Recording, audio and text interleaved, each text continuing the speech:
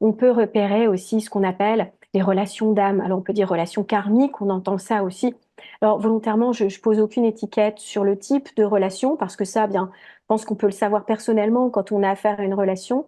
Mais globalement, on peut savoir s'il y a une relation d'âme. Alors, il y a toujours une relation d'âme, puisque à partir du moment où on est deux âmes, de toute façon, quand on se rencontre, mais on peut savoir s'il y a eu un passé commun dans des vies antérieures ou dans une vie antérieure.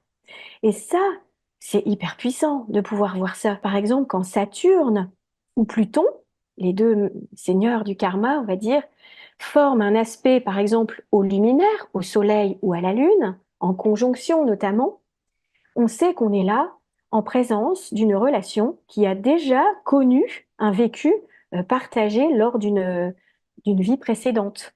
C'est pas le seul indice. J'en parle comme ça, il y en a d'autres.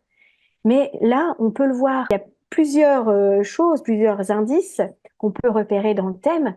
Et je me dis, c'est quand même extraordinaire de pouvoir voir ça. Et souvent, les personnes, alors rien ne remplace le ressenti qu'on a, le feeling qu'on a, cette sensation de déjà-vu, cette sensation de, il y a quelque chose de magique entre nous.